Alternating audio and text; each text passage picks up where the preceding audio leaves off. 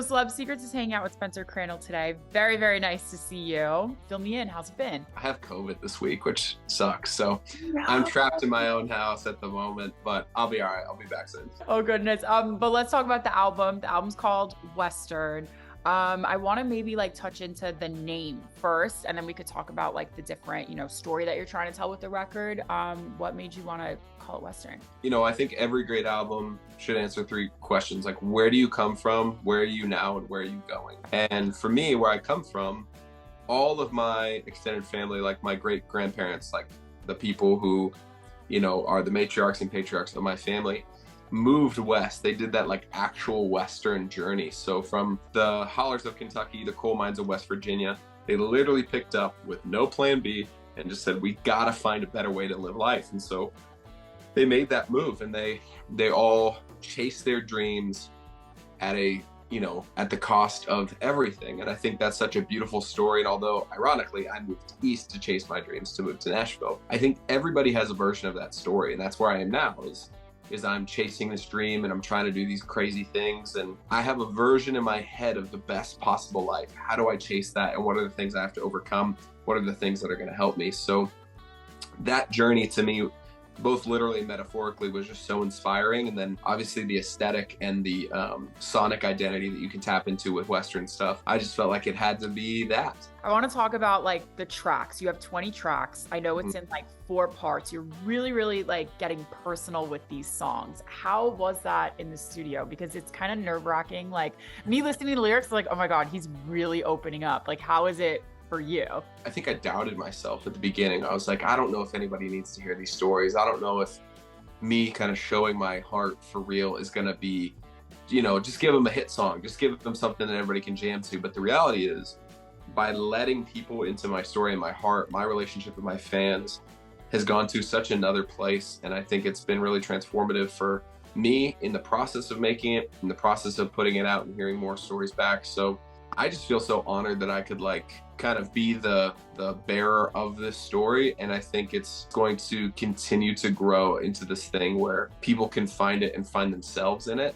And the only way they can find themselves in it is because I put my heart into it. So I'm glad I did it, even though I had some, reserves at first. I can even relate in certain ways. It's not like similar, but kind of like the concept of the things that you're trying to say in these stories. Like, oh, you thought you weren't good enough and you really wanted to chase your dreams and things like that. I could totally relate to that. So I feel like you're definitely impacting other people. Totally. That's the hope. That's the hope, is that great art is like a mirror. It just holds up something to you and you go, whoa, I wasn't even thinking of that, or I've never said it that way, but that unlocked something in me. So that was my goal with Western. Absolutely. Now, how's the fan reaction been? I'm sure it's great, but tell me maybe like any stories that you have. Obviously with songs like Made and Didn't Do, I think the stories that we've heard back are people just saying like, whoa, I feel like I woke up. I feel like I was just like going through the motions and this song came out of nowhere and kind of gave me a gut punch. And I've had people tell me they quit their jobs. I've had people say that they were going to get divorced and then they were listening to XM and they heard Made and they sent it to that person and they had the talk they were supposed to have. Like, the fact that just songs that I made with my friends could even be in a conversation like that is really, really cool. And I'm very humbled by that. I think it's like the great work of my life is hopefully just to tell stories that impact people's hearts and minds. And, that's been the coolest part, is to hear at shows, to hear in the VIP people telling me some of their deepest, darkest, incredible stories. And then on the internet, people going, I had no idea I needed to hear this, but I'm so glad I did. Oh, for sure. Now, I want to go back to, how we break this album up into 4 parts, right? So can you tell the viewers that are going to be watching these 4 parts and how you really wanted to go in a certain direction to tell the story? So there's 6 chapters. Okay. The 6 chapters are Scorpion, Mustang, Revolver, Pickaxe, Desert, and Gold. If the Western story is chasing your dream, chasing a life well lived with no plan B, and kind of risking everything.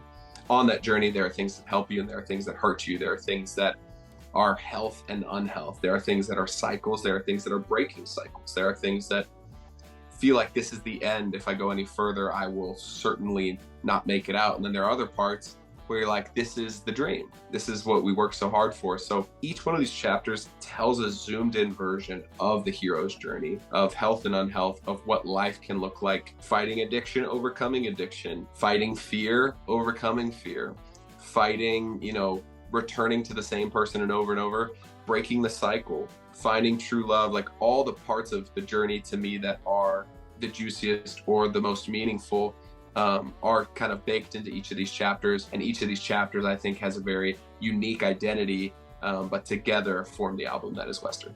Oh, awesome. Now, what would you say is like the song or the moment or even lyric that you're most proud of, that you look back and you're like, I cannot believe I did that. Like, this is just awesome.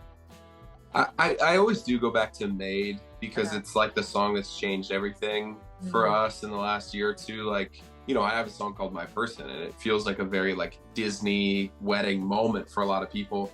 But I love that Made is kind of this guide of like, okay, if you want the My Person moment, you actually have to go through Made. You have to choose each other. You have to, it's like it's a message that, although isn't as sexy as some of the other ones, I think that's why it's really resonated, because it feels so real. Yeah, no, for sure. Now I want to talk about the Opry debut. That had to be like crazy for you, because like you said, you do this all on your own. You really just have your fans kind of pushing you to get to the top, aside from great music, obviously. So what was that like, just like getting in that circle and being like, I made it? I mean, it's one of the best moments of my life. I'll remember that forever and ever. The Opry means so much to my family. Like my grandma would fold laundry and listen to the Opry, and my aunts and uncles would like pretend like they were playing Opry, right? So they'd dress up as like Dolly Parton and Johnny Cash, and they'd take my grandpa's old guitar and just, bang around on it and pretend like they were playing the Opry. And that's just a quick story to show how much country music means to my family on both sides. And just to experience that with my parents and walk into the entrance, and you really read the names of the people that have stepped in there before. And when you realize how big of an honor it is, it's like the biggest and best of our genre ever to get invited just to be a part of that conversation. And that legacy is so special. And again, like, I don't have the $1 billion budget of a record label. I was just a guy who found a guitar in his dorm room, and through posting online and just kind of like grit and determination, found the people I needed to find. And so it's just that much sweeter, I think, for us and our story, because it feels like something that we've been kind of like working towards our whole life. Yeah, but now, like, what goals do you have for next year, though? Because the sky's the limit, obviously. I need to probably grow my business and find some partners and things like that, and people to kind of continue to level me up. But the formula continues to be the same. It's something that is actually quite simple, and it is just give my people more than I take, add value in their life in a profound way, and everything else will take care of itself. Write incredible songs, tour, meet people, be kind. And my goal is to play football stadiums. So all of those are just small little purchases of a ticket to a stadium along the way. And eventually it'll all add up, compound interest. And other than that, it's all out of my control. I'll just do what I can do. Oh no, for sure. But speaking of tour, you are, well, not right now, but you are on the road to tour the album. What's that like, playing the music? I know we kind of touched a little bit, but how is that like playing it? The day the album came out, it was just crazy to watch people singing brand new songs at the top of their lungs. And we have just the coolest fans who go out of their way to make t-shirts, and they bring me like gifts and stuff. Like, they're so kind, and that's my favorite part, is just meeting the stadium gang, because they really are like family at this point.